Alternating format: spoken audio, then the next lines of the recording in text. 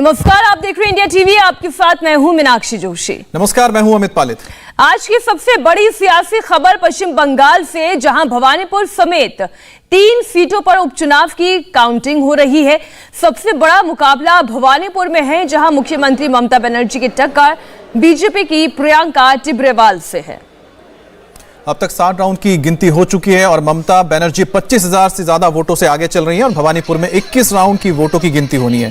और जैसे जैसे वोटों की गिनती आगे बढ़ रही है, वैसे वैसे ममता की बढ़त भी बढ़ती जा रही है।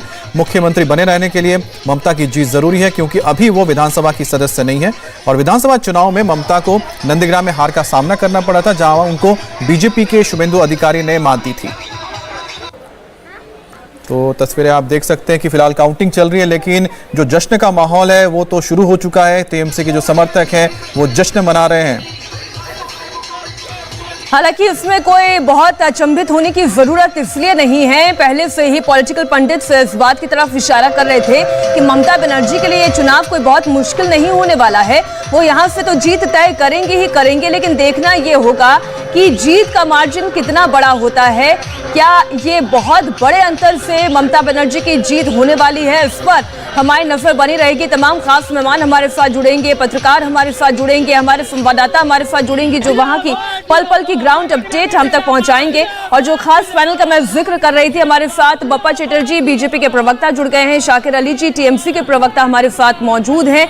इसके अलावा वरिष्ठ पत्रकार हर्षवर्धन त्रिपाठी जी हमारे साथ हैं और हमारे सहयोगी मनीष भट्टाचार्य भवानीपुर से लाइव जुड़े हुए हैं। सबसे पहले मनीष, आप अपडेट दें, कितना बड़ा अंतर, कितना बड़ा फासला, क्योंकि जो इस वक्त हम नंबर्स दिखा रहे हैं उसमें ममता बनर्जी, क्या ये बहुत बड़े अंतर से ममता बनर्जी की जीत होने वाली है, इस पर हमारी नजर बनी रहेगी। तमाम खास मेहमान हमारे साथ जुड़ेंगे, पत्रकार हमारे साथ जुड़ेंगे, हमारे संवाददाता हमारे साथ जुड़ेंगे, जो वहां की पल पल की ग्राउंड अपडेट हम तक पहुंचाएंगे। और जो खास पैनल का मैं जिक्र कर रही थी, हमारे साथ बप्पा चटर्जी बीजेपी के प्रवक्ता जुड़ गए हैं, शाकिर अली जी टीएमसी के प्रवक्ता हमारे साथ मौजूद हैं।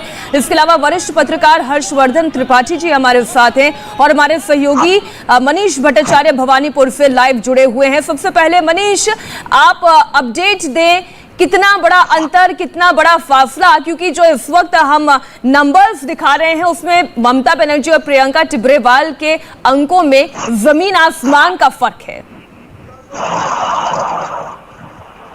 देखिए, बिल्कुल ये फर्क और भी बढ़ने वाला है, क्योंकि 7वें राउंड की ही वोटिंग है, वो 25,000 से ज्यादा लीड कर रही है ममता बनर्जी। तो कहीं ना कहीं ये लग रहा है कि जो मार्जिन है वो काफी बड़ा निकलने वाला है। मनीष, में एक छोटा सा अपडेट कर दो, अब तो 31,033 हो गया है ये नंबर। देखिए, बिल्कुल 8वें राउंड की वोटिंग हो गई, तो ये धीरे धीरे बढ़ता जा रहा है मार्जिन बहुत ज़्यादा।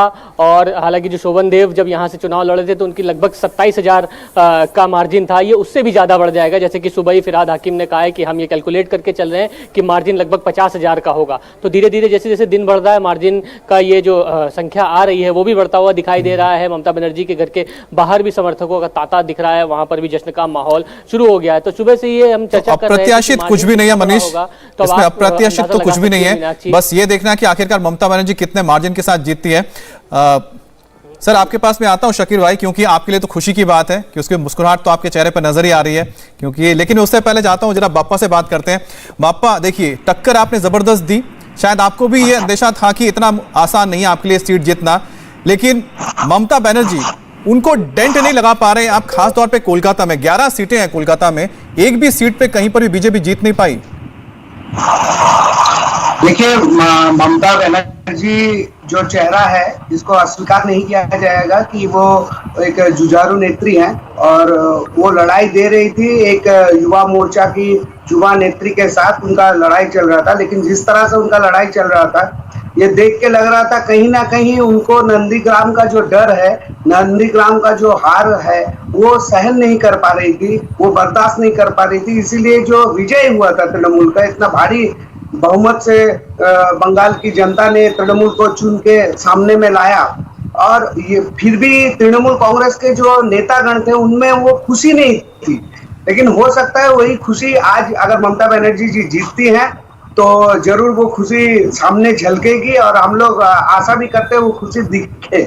लेकिन कहीं ना कहीं ममता दीदी भी ये सोचेंगी कि वो शुभेंदु अधिकारी से नंदीग्राम में हारी है और हार के एक जीते हुए सीट पे जबरदस्ती करके खाली करवा के उन्होंने भवानीपुर का ही सीट को चुना है और उन सीट पे दोबारा लड़के चुन के आ रही है मुख्यमंत्री बनने के लिए।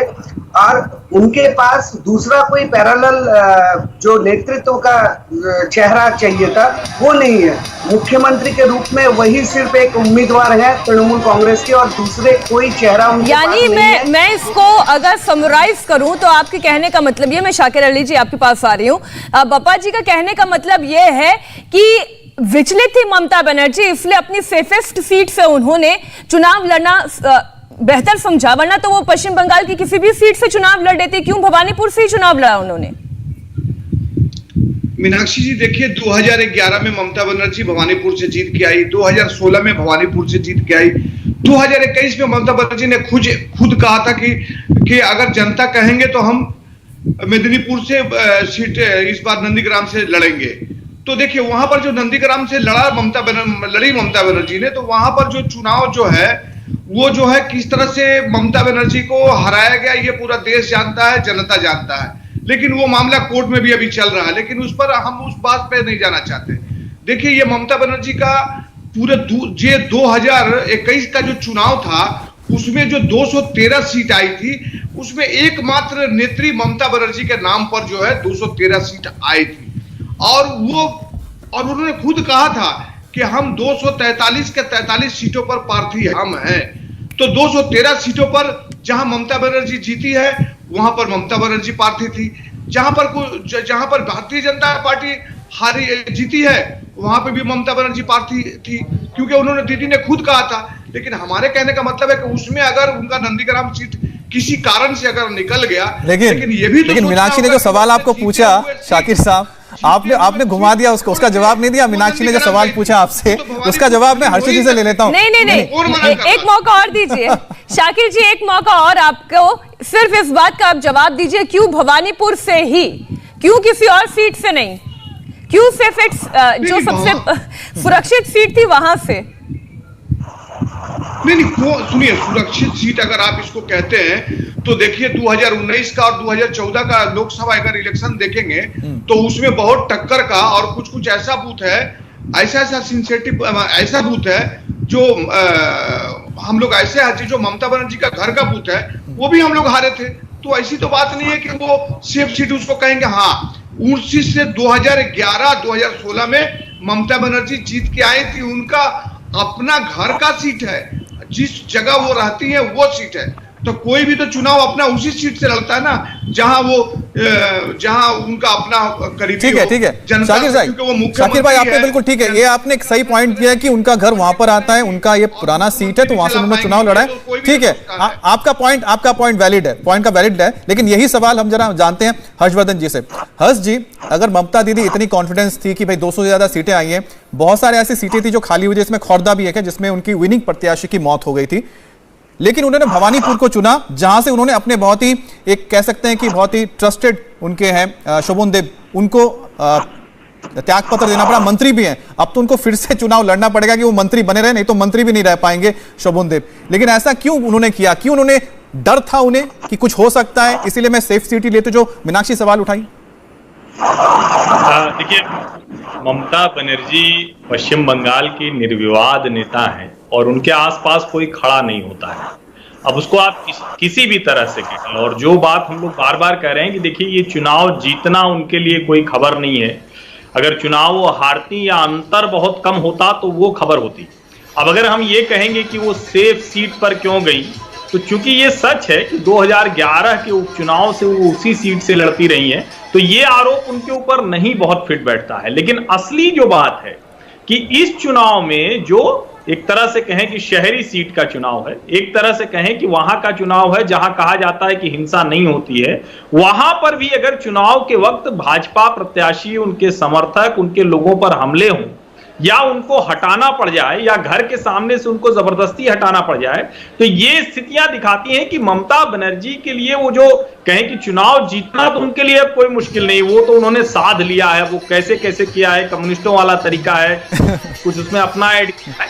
लेकिन जो लोकतंत्र में सबसे ज्यादा परेशान करने वाली चीजें होती हैं उसको उन्होंने बैज की तरह सजा लिया। मैं तो इसको इस तरह से देखना ज्यादा ठीक समझता हूं, क्योंकि चुनाव जीतना तो ये तो ममता बनर्जी के लिए कोई बहुत मुश्किल नहीं, और हम लोग इस पर बात करें कि सेफ सीट पे गई तो हर आदमी सेफ सीट पर रह जाता है, और खास करके जब किसी को मुख्यमंत्री की कुर्सी जाते जाते बची है, ठीक है वैसे तो बनी रहे, लेकिन अगर जाते जाते बची हम कहें, शुभेंदु अधिकारी ने कह के हराया है, ये कोई छोटी बात नहीं। और आपने फिरहाद हकीम की जो सुबह हम लोग बात कर रहे थे, तो फिरहाद हकीम ने जो बात कही उसको सुनिए कि शुभेंदु की तरह वो गद्दार सेनापति नहीं है, हमारे शोभन देव बड़े अच्छे सेनापति हैं।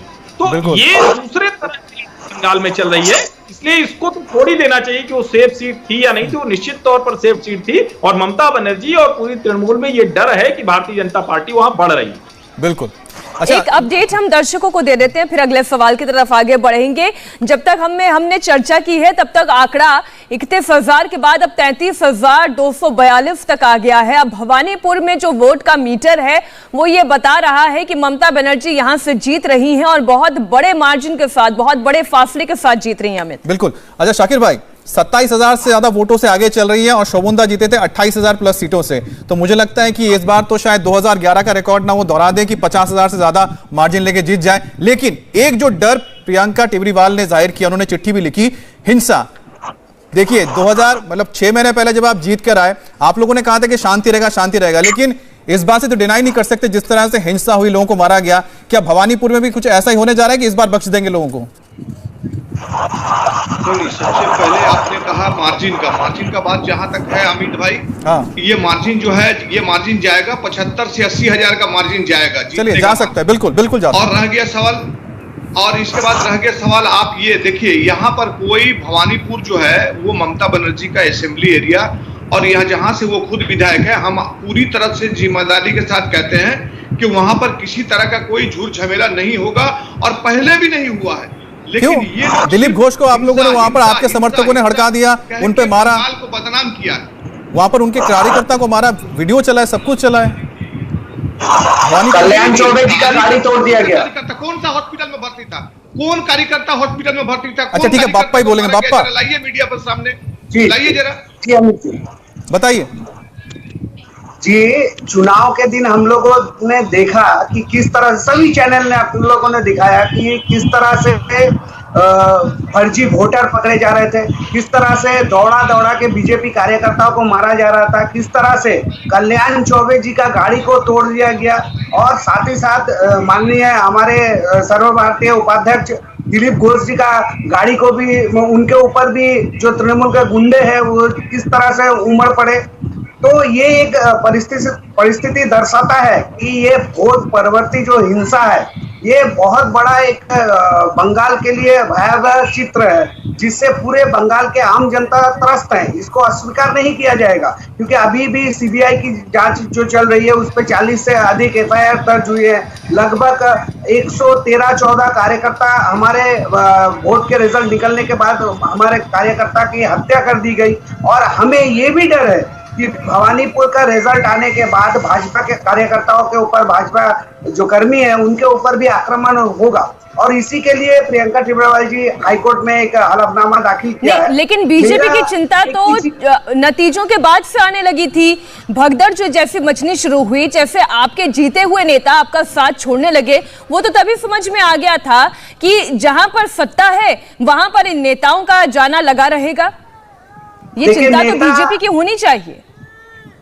मीनाक्षी जी, नेता कहीं भी जा आ सकते हैं, उनके लिए आने जाने पे पाबंदी नहीं है, लेकिन जनता जो है वो वोट करती है कार्यकर्ता जो भाजपा के एकनिष्ठ कार्यकर्ता हैं उनको देखकर, और जितने भी भाजपा के एकनिष्ठ कार्यकर्ता हैं वो भारतीय जनता पार्टी के साथ खड़े हैं, एकजुट होकर खड़े हैं। और आए गए वही लोग हैं जिनमें से जो लोग तृणमूल से आए थे, जो लोग सेलिब्रिटी कैंडिडेट थे, वही लोग आना जाना करते हैं, और वही लोग आएंगे जाएंगे। चलिए, बहुत अच्छी बात है बाप्पा, कम से कम ये रियलाइज किया कि जो लोग आए थे सेलिब्रिटी के चेहरा थे, वो शायद मौका देख के आए थे, चले गए, और जो लोग लगातार आपके साथ रहे, कितने सालों से काम कर रहे थे बाप्पा, उनको नजरअंदाज किया गया था, और शायद ये एक नाराजगी लोगों के अंदर थी। और उम्मीद करते हैं कि इस बात को आपके जो नेता है उसको एड्रेस करेंगे कि सिर्फ जीतने के लिए चेहरा लेके मत बुलाइए, नहीं तो जो लोग काम कर रहे थे, जिन्होंने लाठी खाई, मार खाया, और टीएमसी से इनकार नहीं कर सकती है। लेकिन अपडेट आपको दे दें कि 27,000 से ज्यादा वोट से फिलहाल अभी ममता बनर्जी आगे चल रही हैं 27,000 प्लस वोट, 34,721 वोट मिल चुके हैं,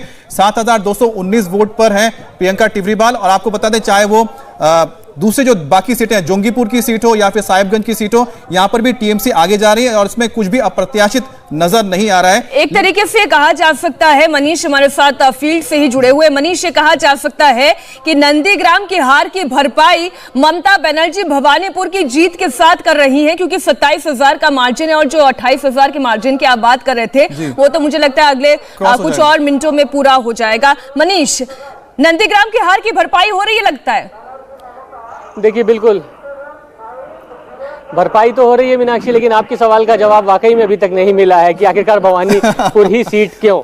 नंदीग्राम में अगर हार का सामना करना पड़ा तो फिर उसके बाद लौट के फिर भवानीपुर क्यों आए? इसका जवाब टीएमसी के पास भी नहीं होगा, क्योंकि सेफ सीट तो भवानीपुर ही दिखाई देती है। और अगर मार्जिन बड़ा अगर ढोल पीटती है या टीएमसी, तो उनको कहना यही पड़ेगा कि भवानीपुर में ही हमारा मार्जिन बहुत बड़ा है। पश्चिम बंगाल की मुख्यमंत्री है ममता बनर्जी, पकड़ जमीनी दिखाती है कि भाई हमारी जमीनी पकड़ है पश्चिम बंगाल में, तो और भी कोई सीट को चुना जा सकता था। खैर, अब भवानीपुर में एक बड़े मार्जिन के तौर पर जीत की तैयारी हो रही है, तो जश्न भी बड़ा होगा। सुरक्षा बड़े पैमाने पर लगाई जा रही है।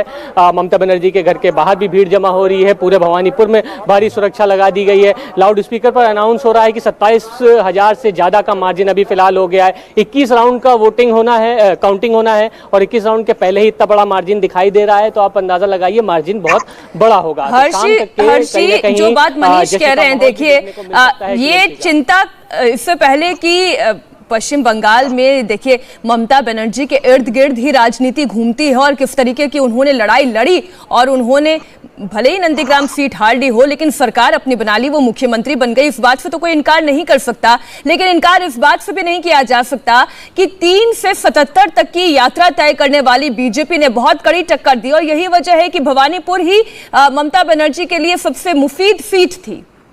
लेकिन निश्चित तौर पर यहाँ ये बात हम किसी को नहीं भूलना चाहिए कि ममता बनर्जी गई थी नंदीग्राम और चुनौती देकर गई। उन्होंने कहा कि हम आ रहे हैं और शुभेंदु का क्या मतलब है, हमारे ही, और जैसा कि अभी फिरहाद हकीम ने बोला ना कि शुभेंदु की ताकत नहीं है तो हमारी ताकत पर है, 213 सीटों पे लड़ते हैं तो सब के सब जो जीते जैसे वैसे ही है। लेकिन ये नंदीग्राम में एहसास ममता बनर्जी को हुआ, ऐसा नहीं है उनकी ताकत नहीं है, उनकी ताकत के साथ दूसरों की भी ताकत पार्टी में थी। इंडिया टीवी हर वक्त हर जगह डाउनलोड करने के लिए सर्च करें India TV news Google play store या ऐप स्टोर पर।